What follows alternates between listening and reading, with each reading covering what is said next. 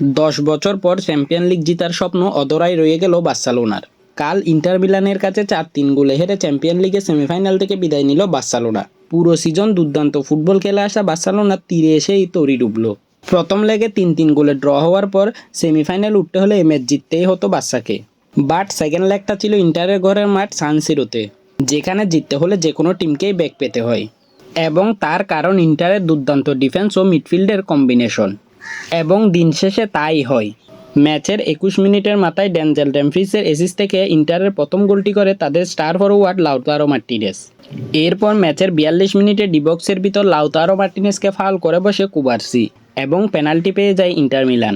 সে penalty থেকে ইন্টারের দ্বিতীয় গোলটি করে চালানোগ্লু এবং ফার্স্ট হাফে ইন্টার এগিয়ে যায় 2-0 গোলে। এখান থেকে মনেই হচ্ছিল ইজিলি এই ম্যাচ জিতে নেবে ইন্টার মিলান। তবে এই সিজনে বার্সাকে বারবার পিছিয়ে থেকেও ফিরে আসতে দেখেছি আমরা, এবং আজকেও তার ব্যতিক্রম হয়নি। ম্যাচের 54 মিনিটে জেরার্ড মার্টিনের অ্যাসিস্ট থেকে বার্সার প্রথম গোলটি করে এরিক গার্সিয়া এবং তার ঠিক 6 মিনিট পরে জেরার্ড মার্টিনের দ্বিতীয় অ্যাসিস্ট থেকে বার্সার দ্বিতীয় গোলটি করে ডানি ওলমো এবং 2-0 গোলে পিছিয়ে থাকা বার্সার সমতায় ফিরে 2-2 গোলে। এরপর ম্যাচের 87 মিনিটে এক দুর্দান্ত গোল করে বার্সাকে এগিয়ে নিয়ে যায় দুর্দান্ত ফর্মে থাকা রাফিনহা। এই সিজনে এটি তার 32তম গোল এবং চ্যাম্পিয়ন লিগে এটি তার 13তম গোল। এ গোলের পর মনেই হচ্ছিল এই ম্যাচ এখানেই ডান অ্যান্ড ডাস্টেড। বাট এই ম্যাচের চমক এখনও আরও অনেক বাকি।